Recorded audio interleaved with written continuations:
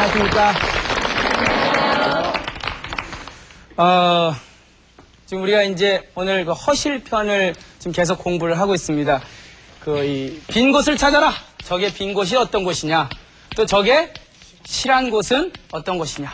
이 허실편이 손자병법의 6번째 편입니다. 이 허실편을 얘기하고 있는데, 손자병법에서 계속 얘기하는 게 이제 저게 허점을 찾으라는 얘기거든요. 허점을 찾아서 어떻게 하래요? 쳐라 이거죠. 어떻게 쳐요? 빈 곳을 쳐라. 그냥 쳐요? 빠르게 정확해요? 공격을 하는데 적이 전혀 준비하지 못한 곳을 공격하란 말이에요. 준비 다 해놓은 것이 아니라 손 쓸 틈이 없어야 돼요. 그러니까 공격하는데 그 공격하는 모습이 보이면 안 돼요. 전혀 준비되지 못한 그곳을 공격하란 말이에요. 그리고 출격하란 말이에요. 출동하란 말이에요. 어디요? 출기? 적이 전혀 의도하지 못했던 그런 그 시간에. 그래서 이 공기무비 출기부리가 이 손자병법의 허실론의 또 핵심이에요. 오늘 이제 나오는 얘기가 저거예요. 그러니까 거의 뭐예요? 이런 공격을 뭐라 그래요? 적이 전혀 준비도 못한 곳에, 전혀 예상치 못한 시간에 적의 가장 취약한 부분을 나의 가장 강한 걸로 빵 치는 걸 뭐라 그래? 귀신 같다 그러죠. 오늘의 그 얘기가 손자가 처음으로 귀신 얘기가 나와요. 그런 부대, 그런 조직은 정말 귀신 같은 부대다. 손자 같은 합리주의자가 귀신 얘기할 리가 없는데, 제가 뭐라 했어요? 귀신이 아니라 귀신 같은, 그게 중요해요. 귀신 같은 부대다라고 얘기를 합니다. 그래서 허실론에서 처음에 나오는 얘기가, 이게 우리 전에 그 시계편에 나왔던 얘기고, 허실론에도 계속 하는 얘기가, 출기소불초, 출동하라. 적이 소불초, 아니불자에 이 달려올 추자, 전혀 달려오지 못한 장소로 출격하란 말이에요. 이게 추라고 하는 건 막 달려가는 거예요. 적이 달려오지 못할 곳을 출격하라. 그리고 또 어느 곳으로 달려가냐면요, 축이, 소불이. 아까 우리 처음에 얘기했던 그게랑 같은 얘기예요. 전혀 의도하지 못했을 때. 그러니까 허실론의 핵심이에요. 아까 공기무비, 출기불이, 예? 전혀 준비하지 못한 곳, 그것을 공격하라. 적이 전혀 의도하지 못한 시간에 출격하라. 적이 전혀 달려오지 못할 장소로 내 분대를 출동시켜라. 적이 전혀 의도하지 못한 장소로 달려가서 때려라. 이게 이제 그 허실론에서 얘기하는 귀신 같은 작전입니다. 귀신 같은. 이렇게 귀신 같은 작전을 하려면 정말 귀신 같아야 돼요. 예? 아주 머리도 좋아야 되고, 그 페인트 모션도 강해야 돼요. 이렇게 치려다가 샥 치고, 뭐 이런 그 축구에서 보면은, 뭐 농구 같은 데서 보면 페인트 있잖아요. 그런 걸 이제 잘해야 됩니다. 그걸 이제 36개라고 있죠? 거기에 6번째 계책, 6개. 이 6번째 계책이 뭐냐면, 이 성동격서라는 게 있어요. 소리는 동쪽에서 지르고, 공격은, 서쪽 가서 공격하는 거예요. 성동격서. 야, 굉장히 재밌는 말 같지 않아요? 소리는 어디서 질러요? 와, 여기서 공격할 것 같이 해요. 그리고 공격은 어디서 해요? 여기로 빵 차는 거예요, 이게. 겁나는 얘기예요. 귀신 같은 얘기예요. 일로 소리 질리니까 다 일로 올 줄 알죠? 그랬을 때 딴 데를 이렇게 팍 치란 말이에요. 성동격서. 그러니까 전혀 의도가 안 되는 거예요. 도대체 저 사람이 어떻게 얼로 칠 줄 모르는 거예요. 상대편의 입장에 보면 정말 귀신 같은 거죠. 그리고 그 제갈공명 같은 사람한테 당하고 나면 내가 왜 당했는지도 모르는 거예요. 워낙 귀신같이 내 빈 곳을 치고 들어오니까. 그걸 이제 그 양동작전이라 그러는데, 거짓으로 싹 움직여갖고 양동, 모양 양자의 움직일 동작, 이런 모양을 해놓고는 팍 치는 그런 작전인데, 그 옛날 그 남송 때의 수도인 그 이만이라고 하는 곳에 도둑이 하나 있었는데, 이 성동격서를 아주 잘하는 그 귀신 같은 도둑이 하나 있었어요. 어떤 도둑이었냐면, 이제 남송 때 수도인 그 이만이라고 하는 그 대도시에 아주 유명한 부잣집은 다 털었어요, 이 사람이. 털었는데, 털어갖고 나올 때 반드시 뭘 했냐면, 나자에, 올레자에, 어져서야자. 아래야라 나 왔다 가네. 이런 종이를 하나 딱 써놓고 떠나는 거예요. 그러니까 정말 월라이에 나 왔다 가요. 뭐 이런 이것만 딱 보면 다들 까매지는 거예요. 이 아래야가 왔다. 월라이에가 왔다. 근데 이제 하루는 딱 도둑질에 잡혔어요. 잡혀갖고 이제 끌려갔어요. 너가 아래야지. 그러니까 제가 아래야가 아니라고. 증거 있냐니까 너가 분명히 아래야가 분명한데 너가 그 대도 아래야인데 저놈을 일단 감옥에 가두라 그래요. 이제 아레아가 이제 감옥에 딱 가둬놓고 빠져나갈 구멍을 생각하니까 어떻게든 이 작전을 세워야 될 거 아니에요. 그래서 그 간수한테 이제 이제 자기를 지키는 간수한테 야, 내가 여기 잡혔는데 나 지금 죄 없이 초범인데 오늘 잘못해서 내가 이 아레아로 몰렸다. 근데 그동안 내가 돈을 모아놓은 걸 어디 저 탑에 가면은 그 탑에 좀 숨겨놨는데 내 대신 내가 어차피 못 가질 거 당신이나 가시라고. 그러니까 간수가 뭐 믿거나 말거나 한번 가봤어요. 가니까 진짜 탑에 가니까 어디를 지역에 가니까 이 돈이 막 나오는 거예요. 와갖고는 야 당신 말대로 내 돈을 참 고맙다. 계속 고맙다고 이제 얘기를 해줬죠. 그러니까 또 아레아가 근데 저 다리 밑에 가면 또 있다고. 거기 가서도 한번 찾아보라고. 거기 가니까 거기 또 있는 거예요. 그 간수가 이제 이 사람은 도둑이지만 이건 아레아가 아니라 정말 초범이다. 그렇게 생각을 했어요. 그때 아레아가 당신 이제 날 믿느냐니까 믿는다 이거예요. 그러면 나 새벽에 딱 2시간만 내줘라. 아무도 모르게. 내가 반드시 오겠다. 그러니까 저기서 그 간수 입장에서 보면 이놈 잠깐 내보냈다가 어차피 신의가 있으니까 들어올 거라고 생각하고 내가 좋다. 내 목을 걸고 당신을 2시간만 밖으로 빼줄 테니까 반드시 돌아와야 된다 그러는 거예요. 그래서 이제 알았다고 이제 내보냈어요. 내보냈다 2시간 만에 돌아왔어요. 그래서 야 역시 너는 신이 있는 도둑이다. 난 널 믿는다. 근데 그 다음날 발칵 뒤집혀졌어요. 또 아레아가 나타났다는 거예요. 이상하다. 아레아는 분명히 감옥에 있는데 수도 이만의 어느 부잣집에 돈이 털렸는데 월라이에 나 왔다 가요 또 써있는 거예요. 그 보니까 저 사람은 진짜 이 아레아가 아니라 아레아는 따로 있다 하고는 저 사람 초보니까 풀어줘라. 그래 풀어줬어요. 그러니까 아레아가 나와서 자기가 모은 재산을 많이 이제 간수를 줬죠. 그러니까 간수 나중에 알은 거예요. 이놈이 그렇게 이게 뭐야? 귀신 같은 성동계 소리는 동쪽에 지르고 서쪽 가서 툭 때리고 오는 거란 말이에요. 그러니까 하여튼 뭐 이거는 이제 36개 중에 6번째 계칙인데 이렇게 하려면요 마키아벨리도 그래요. 전쟁에서 속이는 건 칭찬받을 일이다. 평상시엔 모르는데 상대방 조직과 내 조직이 싸우는데 정정당당하게 이게 사실 조직이 지는 수란 말이에요. 그래서 약간의 사술은 인정이 된다고 얘기를 해요.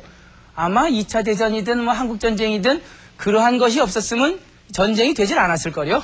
이 전쟁이라는 데서는 반드시 상대방에게 나의 의도를 숨기고 상대방이 생각하지 못한 곳을 쳐서 그야말로 귀신 같은 그런 작전을 수행하는 인천 상륙작전도 마찬가지 아니에요?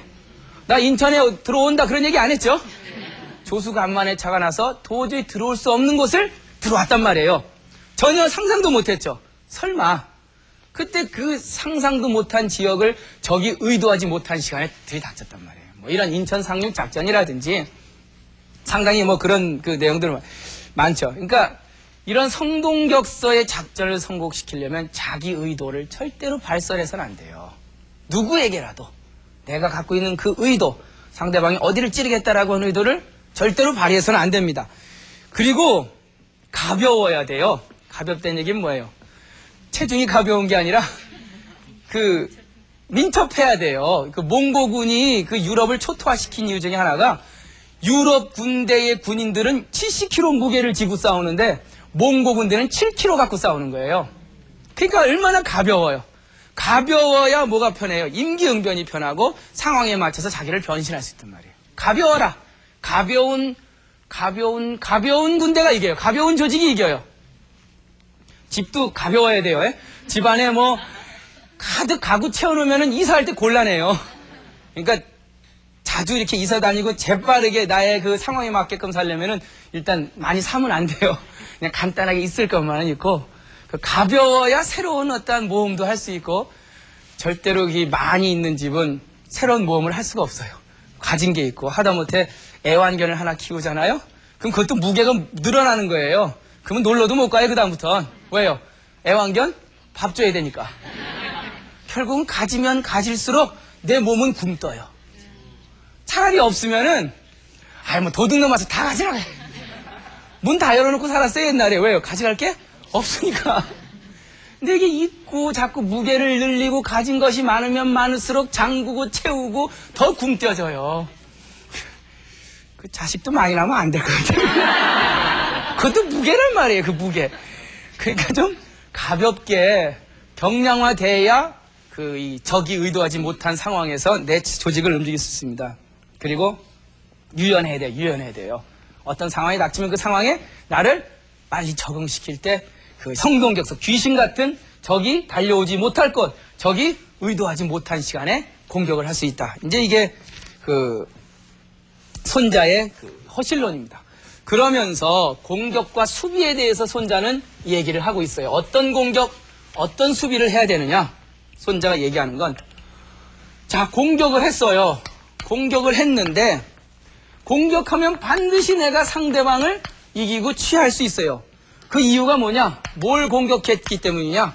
공기 불수야라, 뭐 이런 말을 해요. 내가 공격해서 상대방을 먹을 수 있는 이유는 뭘 공격했기 때문에 그래요? 적이 지키지 못할 그곳을 공격했기 때문에 그래요. 너무 당연한 얘기네요. 그러니까 상대방이 지키지 못할 곳을 공격하라. 뭐 계속 반복되는 얘기죠. 그 기소불수죠. 그러니까 장소를 나타내야 되니까. 그리고 또 수비에 들어갔는데, 수비를 했는데, 수비를 하면은 언제든지 단단할 고자죠. 튼튼하게 지킬 수 있으려면 어떻게 수비해야 되느냐? 어떻게 수비하냐? 누구도 기소불공. 이제 같은 얘기죠. 누구도 공격할 수 없는 장소를 수비하면 잘 지킬 수 있어요. 공격을 해서 공격을 승리하려면 상대방이 지킬 수 없는 장소를 공격하고, 내가 지키는데 탄탄하게 나를 지키려면 상대방이 누구도 공격할 수 없는 장소를 거기 가서 딱 지키면 되는 거예요. 그 길목을 지킨다든지. 그럼 뭘 알아야 돼요? 이걸 알아야죠. 이거 모르고 저건 불가능해요. 어디가 헌지, 어디가 실인지를 알아야 어디를 지킬지, 어디를 공격할 줄 알죠. 그게 귀신 같은 군대라는 거예요, 이 손자는요. 그러면서 이게 굉장히 그 허실론의 핵심인데, 이런 문장으로 손자는 이 허실론을 얘기합니다. 뭐 같은 비슷한 논리인데 이제 약간 틀려요. 공자는 이런 얘기를 합니다. 정말로 공격을 잘하는 군대는, 뭐 사람이나 군대나 조직은, 선공하는 사람은, 잘 공격하는 사람은 적이, 상대방이 도저히 알질 못해요. 뭘 몰라요? 기소수, 그 적이 어디를 지켜야 될지 그 장소를 알질 못해요. 진짜 공격 잘하는 사람은 상대방이 이거 어디를 방비해야 될지 모르게 공격을 한대도요. 그리고 진짜 잘 지키는 사람은요, 선수자는 적이 몰라요. 저놈이 내가 어디를 공격하는지를 모르는 거예요. 그러니까 어디를 공격해야 될지를 모르게 잘 지켜요.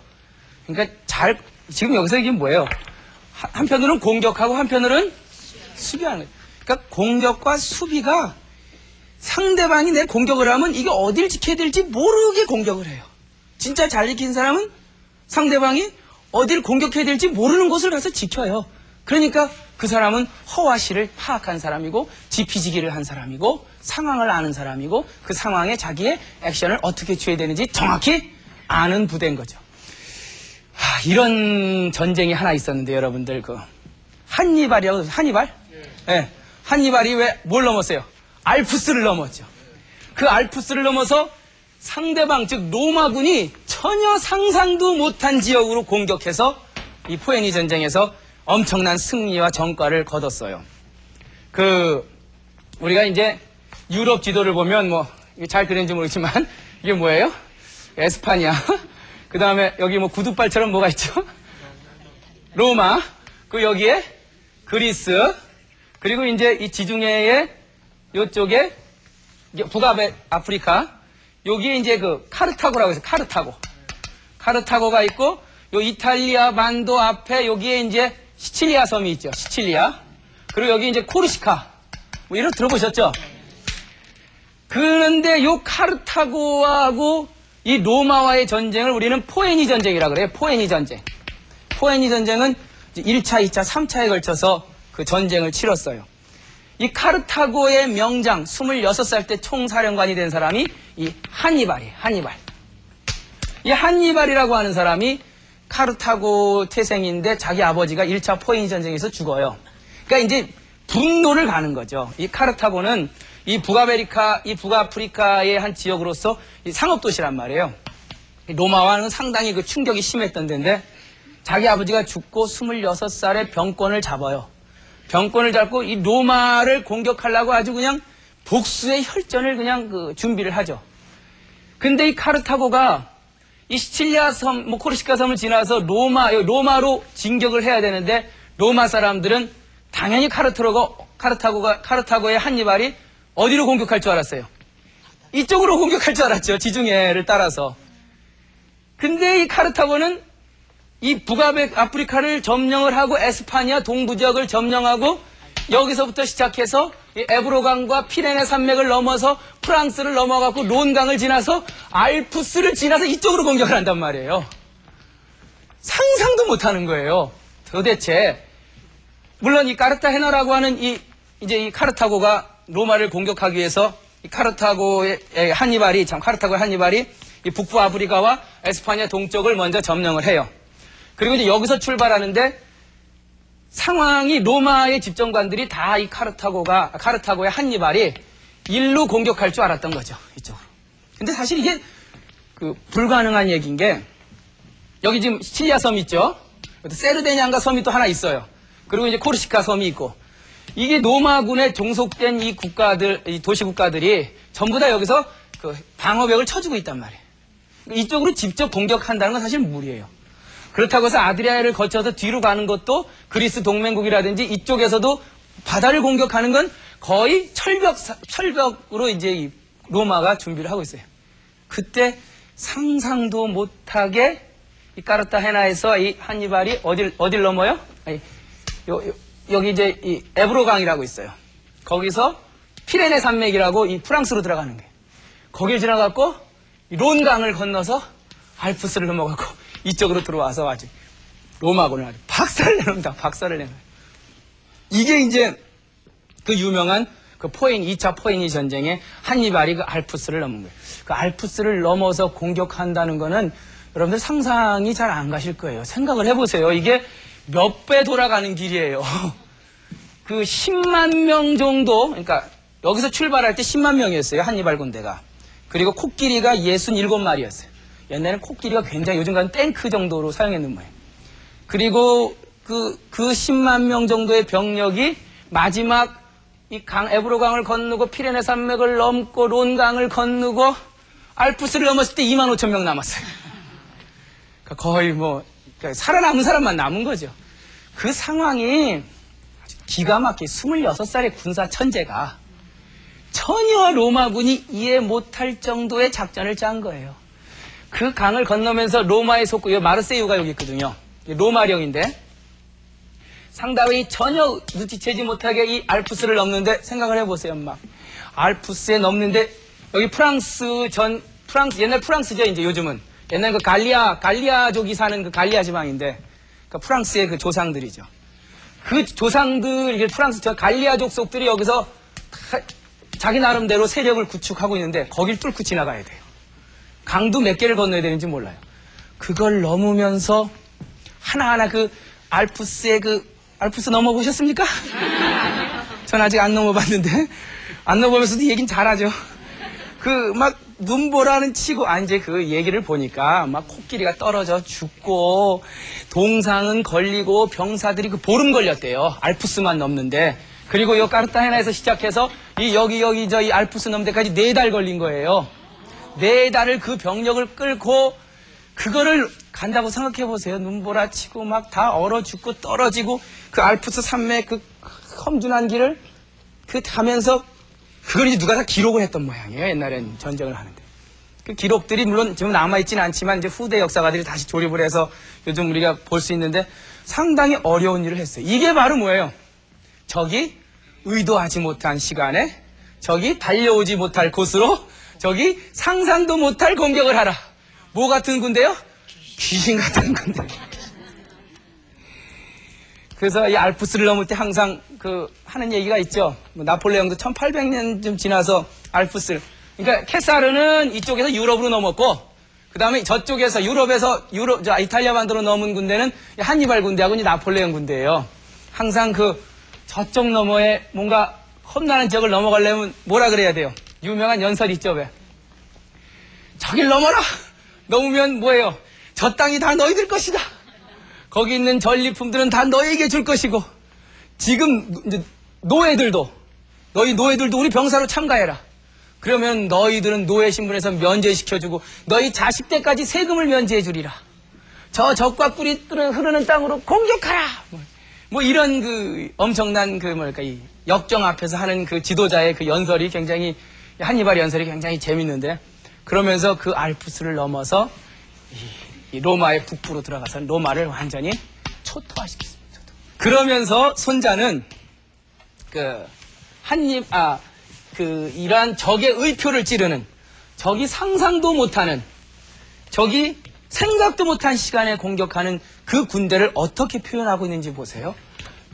이렇게 표현하고 있어요. 미호, 미호. 예? 미호, 미호. 지어무용이라. 신호, 신호. 귀신 같구나, 귀신 같구나. 네? 지어무성이라.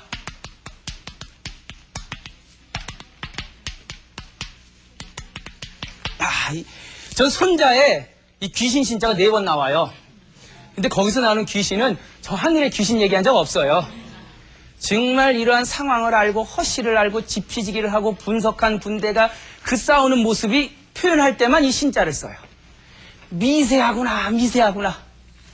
지어무용, 도대체 형체가 없는 지경에 이르렀구나. 저기 형체가 없어요, 여러분들. 에? 귀신 같구나, 귀신 같구나. 소리가 없는 그런 지경에 이르렀구나. 소리도 없이, 형체도 없이, 확 다가와서 싹 해버리는 무형의, 무성의 귀신 같은 군대를 손자는 얘기를 하고 있어요. 귀신. 이 동양에서 이 귀신은요, 우리가 생각하는 서양에 있어서의 악마 개념이 아닙니다. 여기서 귀신이라고 하는 건, 원래 이 귀라고 하는 거는 구필 굴자예요. 그리고 이 신이라고 하는 거는 펼신자입니다. 그럼 귀신은 뭐예요? 굽혔다 펴는 게 귀신이에요. 그럼 여러분도 다 귀신이에요. 여러분 굽혔다 펴지 않으세요? 저녁에 굽혔다 아침에 펴죠. 군뱅이가 어떻게 와요? 귀신 이렇게 걸어가는 것도 이게 귀신. 귀신이라고 하는 건 살아있는 생명의 합창이에요. 굽혔다 폈다. 어쩌면 크게 보면 살아있는 것은 편 상태인지 몰라요. 죽음이라고 하는 건 약간 굽힌 상황인지 몰라요.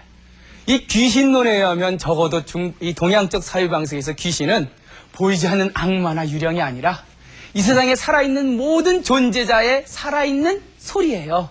그게 귀신이란 말이에요. 이 귀신은, 그러니까 우리가 귀신을 제사 지낼 때 귀신한테 지낸다, 이런 귀신관념을 버려야 돼요. 하다못해 사람이 숨 쉬는 걸 뭐라 그러죠? 호흡한다 그러죠. 이것도 귀신이에요. 이게 뭐예요? 굴신. 귀신 하는 거라면. 이게 만약에 호만 하고 흠만 해봐요. 호는 뭐예요? 죽잖아요. 결국 산다는 건 뭐예요? 좋은 때가 있으면 나쁜 때도 있고, 내뱉을 때가 있으면 들어 마실 때도 있어야지. 매일 내뱉고만 살아요? 매일 들어 마시면 살 수 없잖아요. 그래서 저는 이상하다. 숨을 쉬는데 이게 아니라 왜 흡이라고 할까? 호가 먼저예요? 흡이 먼저예요?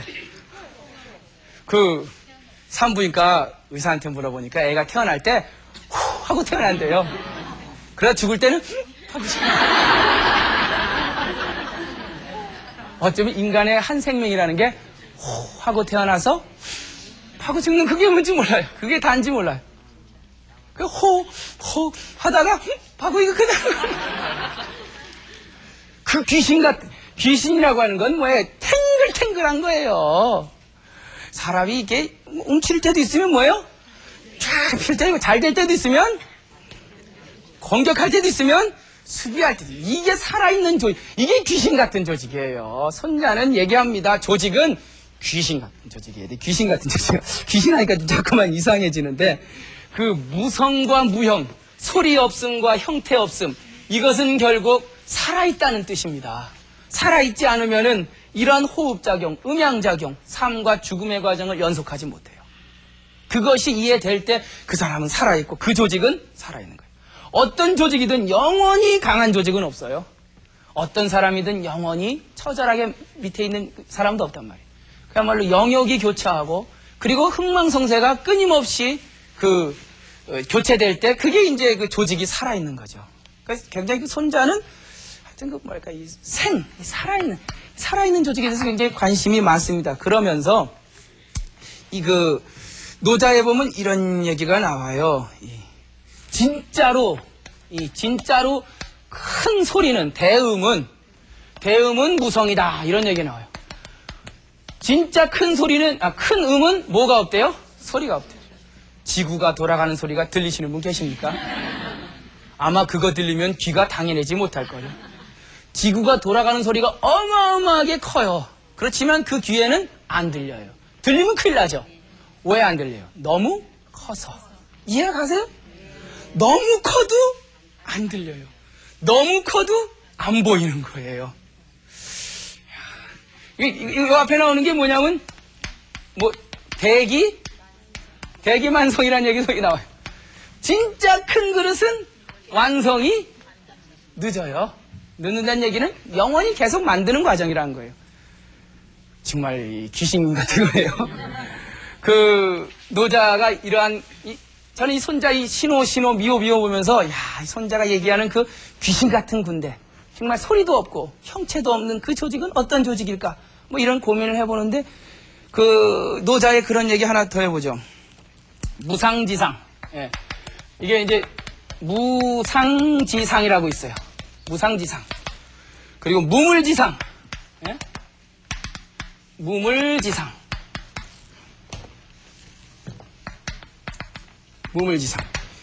이게 황홀이다. 여러분들 황홀 들어보셨습니까? 황홀한 꿈을 꿔보셨습니까? 노자에 나오는 얘기인데 황홀하다는 얘기가 형상이 없는 형상, 어떠한 보이는 물체가 없는 물체, 이것이 황홀이다. 황홀하고만요 정말 이 황홀이라는 얘기는 이게 이제 노자가 이 황홀이라는 말을 썼을 때는 이제 많은 학자들 사이에 이제 저 황홀이 도대체 어떤 걸까? 근데 어떤 일본의 학자는 저 황홀은 남녀간에 저녁에 이제 자면서 느끼는 그 기쁨이래요. 아주 뿅 간다. 제가 번역하면 이 뿅갈 황자의 뽕갈 홀자입니다. 뿅 가고 뽕 간다. 그건 뭐예요? 황홀하다는 얘기 뭐예요? 실체를 잡을 수가 없는 거예요. 이게 무슨 형상인지 무슨 느낌인지를 잡을 수 없을 때 그걸 우리는 황홀하다 그러는 거예요. 그 조직이 정말 위대한 조직이라면 뭐 해야 돼요? 뿅 가고 뽕 가는 황홀한 조직이어야 돼요. 상대방이 전혀 그거에 대해서 형체를 잡을 수 없는 그러한 조직이야말로 아주 황홀한 그 조직인 거예요. 그러니까 살아있는 조직인 거죠.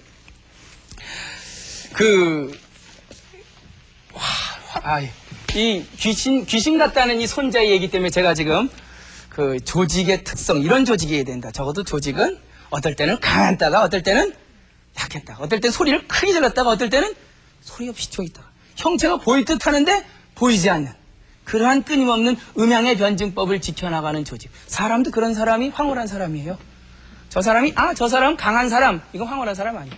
저 사람 매일 힘없고 약한 사람, 이것도 황홀한 사람이 아니에요. 어떤 사람이요? 저 사람이 강한지 약한지 도무지 인간의 감각으로는, 인간의 언어로는 표현할 수 없는 형상 없는 형상, 물체 없는 그 모습을 갖고 있는 사람 우리는 황홀한 사람이라 그러는 거예요. 도대체 그 사람을 모르겠는 거예요. 언어로도 표현 못하고 또 느낌으로도 표현할 수 없는 그러한 그 모습이 이제 황홀인 거죠. 그래서 노자에 이런 얘기 나오네요. 보려고 해도 시지, 보려고 해도 볼 수가 없네요. 예? 뭐 노래 가사 같아요. 시지불견. 들으려 해도, 예? 청이불문, 청지불문. 들으려 해도 들리지가 않네요. 그리고 박지부득, 이 잡을 박자입니다. 잡으려고 해도 얻을 수가 없네요. 이게 뭡니까? 수수께끼 같은데. 보려고 해도 보이지가 않습니다. 들으려고 해도 들리지가 않아요. 잡으려고 해도 잡혀지지가 않아요. 그러니 보려고 해도 보이지가 않으니까 그거를 이라고 한다. 들으려고 해도 들리지가 않으니 그거를 희라고 한다. 드물이자. 그리고 잡으려고 해도 잡히지 않으니 미라고 한다. 아까 우리 미자 나왔죠. 미세하다. 우리가 희미하다는 얘기하죠. 희미하다. 결국 그 손자가 얘기하는 귀신 같은 군대, 미세한 군대는 결국 그 조직은 이게 보려고 해도 뭐 하지가 않아요? 보이지가 않아요. 들으려고 해도 잡으려고 해도 잡히지 않는 조직. 왜 안 잡혀요? 너무나 다이나믹하게 자기 자신을 변신하기 때문에. 예? 어떨 때는 황했다, 어떨 때는 홀했다가, 예? 어떨 때는 형태가 있다, 어떨 때는 형태가 없다가, 무형이기 때문에, 무성이기 때문에, 그래서 살아있는 그 조직이라고 하는 겁니다. 저는 그러면서 손자가 마지막 결론을 이렇게 맺네요. 진짜 이러한 조직, 즉 황홀한 조직. 아까 얘기한 무슨 조직이요? 네? 이 황홀한 조직. 그러면 이제 손자는 그걸 뭐라고 했어요? 아주 귀신 같고 그리고 그 희미한, 들리지 않는, 미세한 그러한 조직. 그러한 조직만이 능히 뭐가 될 수 있느냐? 적의 목숨을, 이 명을 마음대로 주무를 수 있는 그러한 조직이 될 수 있다라고 얘기를 해요. 이렇게 귀신 같은 조직, 이러한 미세한 조직이야만이 능히 상대방의 그 목숨을 주재할 사자, 내 마음대로 주재할 수가 있다는 겁니다. 저는 이 손자병법 지금 여기 좀 황홀한 얘기를 하고 있는데, 귀신 같은 조직이 얘기를 하고 있는데, 그 귀신 같은 조직은 자기의 모습을 완전히 상대방에게 보이지 않고 자기의 소리도 들리지 않게 해요. 그래서 상대방이 내가 어디를 공격할지 전혀 알지 못하는 그러한 조직이에요. 요즘 현대사회에서 어떤 기업도 마찬가지라고 봐요. 저 기업이 뭐 항상 강한 것만 아니고 항상 약한 건 아니니까 그것을 끊임없이 그 상황에 따라서 자기를 변신할 수 있는, 상황이 약해야 된다고 생각하면 얼마든지 약하게 변할 수 있는 그러한 살아있는 조직, 그 조직이 황홀한 조직이고 그 조직이 귀신 같은 조직이라는 생각이 듭니다. 저는 오늘 손자병법 하면서 참 귀신 얘기가 잘 안 나오는데 손자는 야, 이런 조직이 귀신 같은 조직이다 라고 하면서 그 상황에 따라서 자기 자신의 형체와 모습과 그리고 소리를 상대방에게 보이지 않는 그러한 그 살아있는 조직을 귀신 같은 조직이라고 얘기를 하고 있습니다. 여러분도 황홀한 인생을 사셔야죠. 네? 남한테 다 보이고 살면 안 돼요. 내가 갖고 있는 내 모습, 내 실체, 이러한 것들이 정말 난 기분 나빠요. 난 뭐 싫어요. 이렇게 보이고 살면 안 된다는 거예요. 그것을 글쎄 좀 이거는 뭐랄까, 감출 줄 안다는 거는 결국은 자기의 그 감정을 컨트롤할 줄 아는 거죠. 내 감정이 상대방이 내가 화난 거 바깥으로 얘기하면 편하긴 하죠. 마음은 편하죠. 그런데 내 화난 걸 금방 확 내질렀다 그래서 그것이 영원히 내 분이 풀리는 건 아니란 말이에요. 황홀한 사람이 어떤 사람인지 아시겠어요? 그거는 고도의 감정 자제 능력이 있는 사람이에요. 자기의 그 감정을 컨트롤할 줄 아는 사람, 그런 사람이 황홀한 사람이고, 그런 조직이 황홀한 조직이고, 그런 조직이 귀신 같은 조직이다 이겁니다.